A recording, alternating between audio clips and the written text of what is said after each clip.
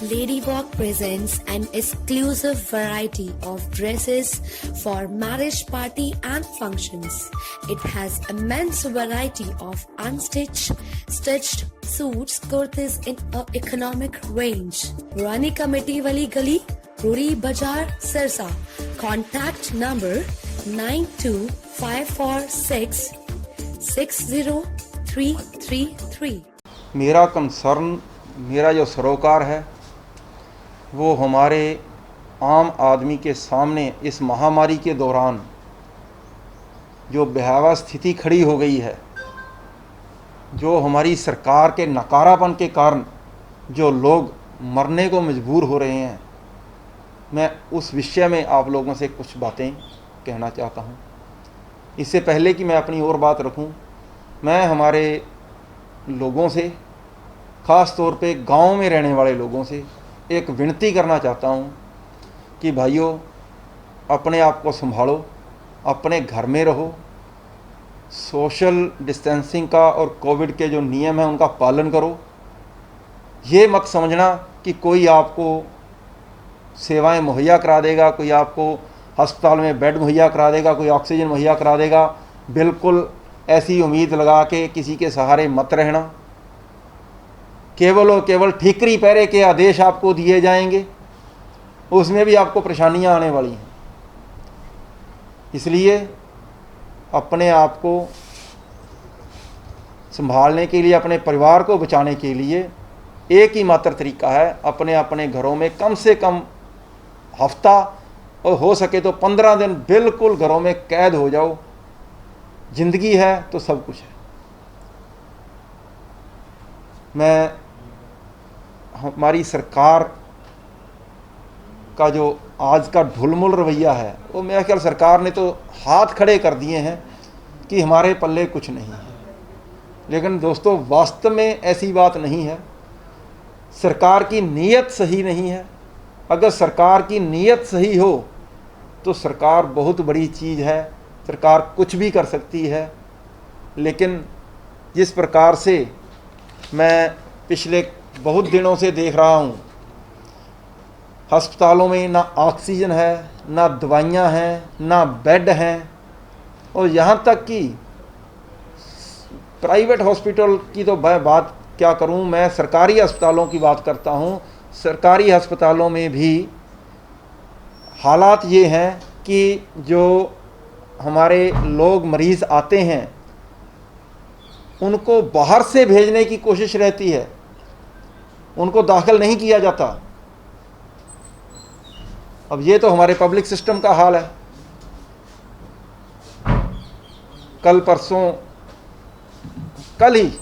मुख्यमंत्री ने फेसबुक पे पोस्ट डाल के कहा है कि प्राइवेट अस्पतालों को उन्होंने अनुरोध किया है, जब मैं पढ़ दूं, कि मैं सभी निजी अस्पताल मालिकों और डॉक्टरों से अनुरोध करता हूं कि ये अभूतपूर्व संकट काल है, इसलिए फ़ायदा नुकसान को भूलकर सिर्फ गरीबों की सेवा को प्राथमिकता दें। ज़रूरतमंदों की हर संभव मदद करें। कम से कम पैसों में गरीबों को भर्ती करें और इनका इलाज करें। डॉक्टर्स ही आज समाज के लिए सबल हैं, देश का आत्मबल हैं। मैं आप लोगों के माध्यम से मुख्यमंत्री महोदय को ये कहना चाहता हूँ कि आप प्रदेश के मुख्यमंत्री हैं, आप प्राइवेट डॉक्टर्स को तो अनुरोध कर रहे हैं, जबकि प्राइवेट डॉक्टर्स के जो आपने ये इसमें कहा कि कम से कम मूल्य में या आर्थिक नफ़े नुकसान को छोड़कर या भूलकर आपने बात कही, तो किसने तय किए थे पर बेड के हिसाब से प्राइवेट अस्पतालों के रेट किसने तय किए हैं? क्या कोई बाहर से आदमी आया था? कोई अमेरिका की सरकार ने तय किए हैं? कोई कनाडा की सरकार ने तय किए हैं? ये आपकी हरियाणा सरकार ने तय किए हैं ना मुख्यमंत्री महोदय। तो आज आप सफाई किस बात की दे रहे हो? मैं मुख्यमंत्री महोदय को ये कहना चाहता हूं कि आपको गरीब और आम आदमी की बिल्कुल भी चिंता नहीं है। अगर आपको चिंता होती तो 8,000 रुपये, 10,000 रुपये और 15,000 रुपये पर बेड प्रतिदिन कभी भी तय ना करते। 500, 700, 1,000 रुपये तक तो पर बेड का बर्दाश्त किया जा सकता है। इतने महंगे दामों में, तो कितना भी बड़ा धन्ना सेठ हो, कितनी भी अथाह संपत्ति हो किसी के पास, अगर उसको 15-20 दिन अस्पताल में रहना पड़ जाए तो उसका भी बजट गड़बड़ा जाएगा। तो मुख्यमंत्री महोदय, ये ढकोसलेबाजी छोड़ दो, काम की बात पे आओ और काम करना शुरू करो।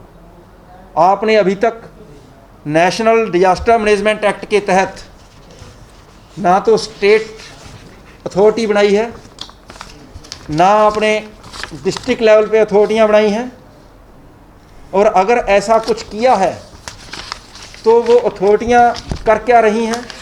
उन्होंने कोई नेशनल प्लान, डिस्ट्रिक्ट प्लान या कोई स्टेट प्लान बनाया है, जबकि इस एक्ट में इतनी अथाह शक्तियाँ दी गई हैं कि यहाँ तक मैं जिला प्रशासन की बात करूँ तो जिला प्रशासन में एक 7 सदस्यों की कमेटी का इसमें प्रावधान है, और जिसमें मैं तो यहाँ तक कहता हूँ कि जो जिला परिषद का चेयरमैन है वो भी इसमें को चेयरमैन है इस कमेटी का। और इतनी अथाह शक्तियाँ हैं इसमें कि वो कुछ भी कर सकते हैं, उन्हें किसी से परमिशन लेने की ज़रूरत नहीं है। अगर हमारा प्रशासन इस एक्ट को पढ़ ले और उसके गो थ्रू हो जाए तो कुछ भी करने में सक्षम है। लेकिन यहाँ दुर्भाग्य की बात यह है कि हरियाणा में और ख़ासकर सिरसा में हालात ऐसे बना दिए गए हैं कि बेईमान और भ्रष्ट पॉलिटिशियन और भ्रष्ट अफसरों ने, मुख्यमंत्री कुछ तो पहले से ही अयोग्य थे, निकम्मे थे, बिल्कुल अनुभवहीन है, 5-6 साल मुख्यमंत्री रहने के बावजूद ही उनको कोई अनुभव नहीं हुआ कैसे प्रशासन चलाना है। लेकिन उसके बावजूद भी यहाँ के भ्रष्ट मंत्रियों, एमएलए और अफसरों ने उनके आंखों पे पट्टी बांध दी है, उन्हें कुछ दिखाई नहीं देता किस प्रकार लोग मर रहे हैं। मेरे पास रोज़ कम से कम 50 लोगों के मैसेज आते हैं, किसी को कुछ चाहिए, किसी को कुछ चाहिए, किसी को कुछ चाहिए। और मैं जैसे ही किसी अस्पताल की या दवाई की या किसी वेंटिलेटर की या ऑक्सीजन की बात आती है, इमीडिएटली उसका मैसेज विदिन 5 मिनट सीएमओ को,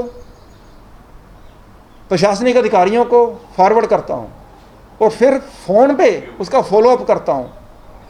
उसके बावजूद हालात ये हैं कि कल रात चक जालू से एक आदमी का मेरे पास संदेश आया कि जी मेरे पिताजी को गोरीवाड़ा पीएचसी वालों ने सिरसा रेफ़र कर दिया है, आप हमारे लिए बेड की व्यवस्था करें। मैंने उसका सीएमओ साहब को मैसेज उसी वक्त डाला, फिर मैंने सीएमओ साहब से फ़ोन पे बात करी। उसके बावजूद ही उस आदमी को बड़ी मुश्किल से अस्पताल में व्हील चेयर पर ही दाखिल किया गया, और उनके बार बार कहने के बावजूद मैंने लगातार 1 घंटा रिक्वेस्ट की सीएमओ को, उसके बावजूद उस आदमी को ऑक्सीजन मुहैया नहीं हुई। उसका रिजल्ट ये हुआ कि उस आदमी की मौत हो गई। लेकिन उससे भी बड़ी जो भयानक बात जो मैं आपको बताना चाहता हूँ वो ये है कि जैसे ही उसकी मौत हुई, कोरोना से मौत हुई है या किस भी कारण से मौत हुई है, सरकारी अस्पताल में आदमी आया हो और उसके बावजूद उसको बिना पोस्टमार्टम के जाने दिया गया। और इन हालातों में बिना कोविड के नियमों का पालन किए उन लोगों को रात को ही डेड बॉडी दे दी गई। ये कितनी खतरनाक बात है। आज अगर वो गांव में जाके संस्कार करते हैं या उसकी वजह से कोई और लोग प्रभावित होते हैं तो क्या हम लोगों को इस हाल पे छोड़ दें? ये हमारे प्रशासन का हाल है दोस्तों।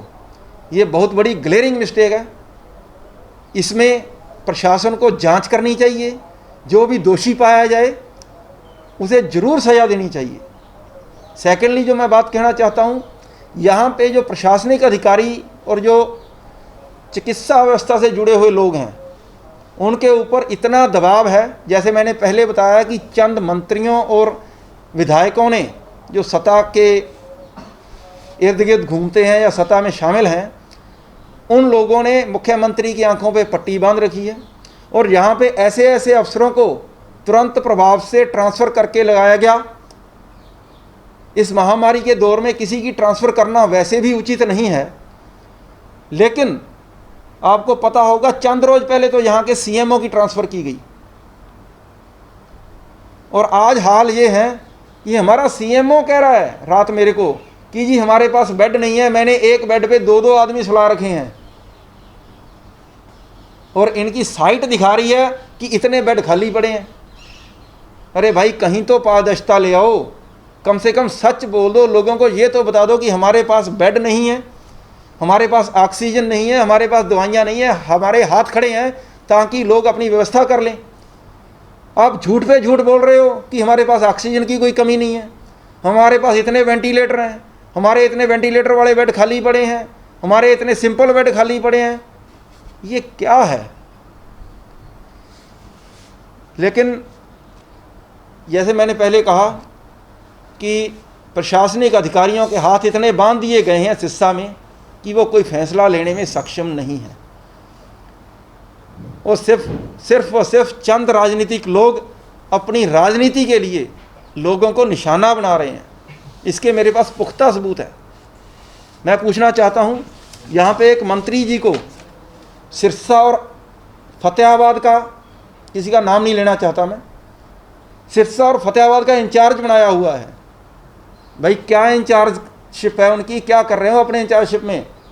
कहाँ दिखाई दे रहे हैं वो? सिर्फ 4 डॉक्टर के साथ बैठ के मीटिंग कर लेना, उनके साथ चाय पी लेना, ये एक उस इंचार्ज मंत्री का काम होता है। मंत्रियों का काम होता है पॉलिसी मेकिंग।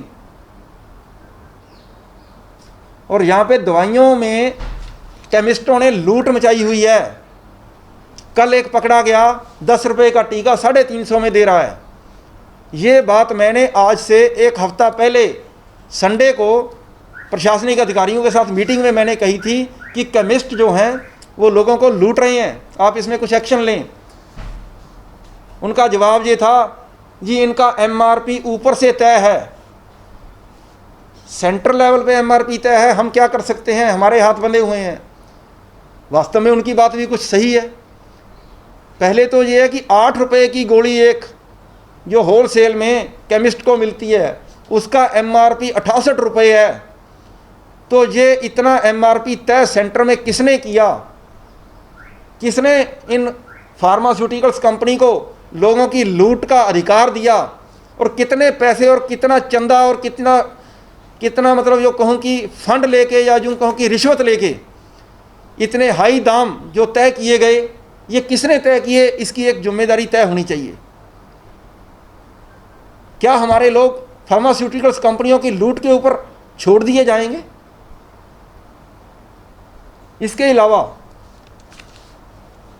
मैंने उनको कहा कि फिर भी आपके पास और भी तरीके हैं। मैंने प्रशासनिक अधिकारियों को तरीका बताया कि आप सभी केमिस्ट की बिल बुक चेक करो, उनका स्टॉक चेक करो, कितने रेट में वो चीज़ लेके आए, कितने रेट में वो बेच रहे हैं, उसका बिल काटा कि नहीं काटा, जो जिस रेट में लेके आए उसका बिल कहाँ है, उस पर क्या रेट मेंशन है, और जब बेच रहे हैं तो किस रेट में बेच रहे हैं, उसका बिल कहाँ है।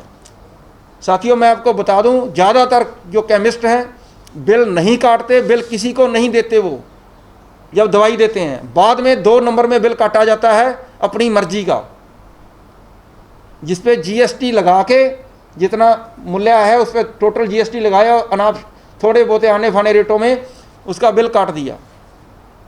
और मैं आप लोगों के माध्यम से हमारी जनता को, हमारे लोगों को ये कहना चाहता हूँ कि मेरी हाथ जोड़ के विनती है कि आप किसी भी केमिस्ट से दवाई लेने जाएं, उसको कहो भाई मेरे को पक्का बिल चाहिए, अभी बिल दो। आप पैसे दे के दवाई खरीद रहे हो, कोई मुफ्त में नहीं खरीद रहे, पक्का बिल लो उससे। और जिस दिन आप पक्का बिल लेना शुरू करोगे ना, इन लोगों को नानी याद आ जाएगी पक्का बिल काटते समय। इसलिए कहीं ना कहीं हम भी दोषी हैं, हमारा भी इसमें बहुत बड़ा दोष है कि हम बिल नहीं लेते, जिनसे इनको गंदी आदत पड़ गई कि जो मर्जी अनाप शनाप रेट लेते रहो। एक बात उस दिन तय हुई थी अधिकारियों में कि जो एम्बुलेंसेज हैं उन्होंने बड़ी लूट मचाई हुई है, उन्होंने भी लोगों से मनमाने रेट वो वसूल कर रहे थे। चलो उसमें प्रशासनिक अधिकारियों में कहना चाहता हूँ उन्होंने कुछ ना कुछ रेट तय कर दिए, लेकिन अभी भी उसमें समस्या सबसे बड़ी बात यह है कि मेरे पास जैसे कुछ ऐसी संस्थाओं के नाम मैं बता दूं जो सिर्फ लोगों की भलाई के लिए एम्बुलेंस चलाती हैं, जैसे भाई कन्हैया आश्रम है, जैसे काड़ावाली में सहारा क्लब वाले हैं। तो इस प्रकार के एम्बुलेंस के लिए भी पूरी ऑक्सीजन उनको मुहैया नहीं करवाई जा रही है। कम से कम उन लोगों को तो ऑक्सीजन मुहैया करवाई जाए, ये प्रशासन की ड्यूटी है। तीसरी बात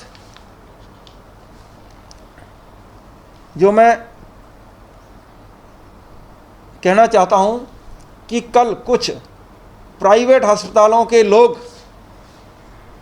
उनके कुछ नुमाइंदों ने मुझसे बात की और उन्होंने कहा कि हमारा हाल बहुत बुरा है, हम कुछ बोल भी नहीं सकते क्योंकि हमारे ऊपर पता नहीं ये तरह तरह के चार्जेस लगा के हमें कहीं फंसा ना दें। लेकिन वो कह रहे हैं कि हमें ना तो पूरी ऑक्सीजन दी जा रही है, ना हमारे को दूसरी सुविधाएं दी जा रही हैं, हमें पूरा सहयोग नहीं मिल रहा प्रशासन का।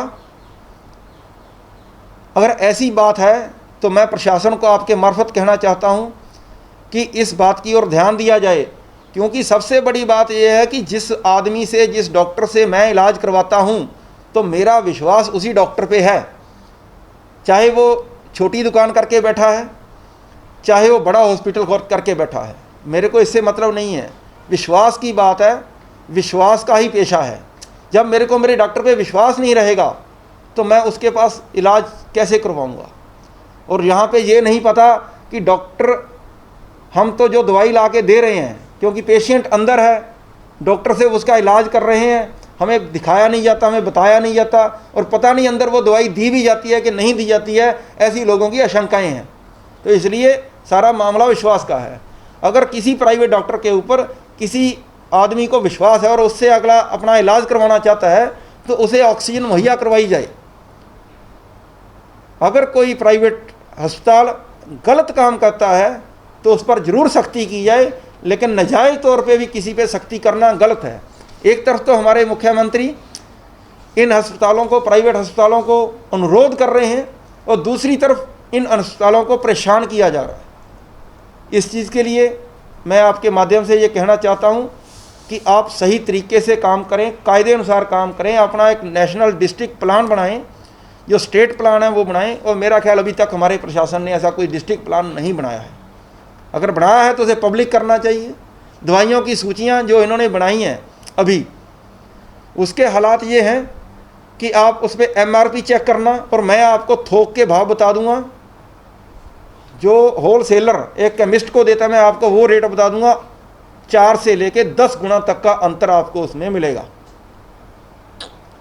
तो प्रशासन को इस ओर ध्यान देना है। और मैं लोगों से फिर विनती करता हूं कि भाई केवल और केवल प्रशासन के सहारे ना रहें, अपना इंतजाम, अपनी व्यवस्था खुद करें। धन्यवाद। जय हिंद।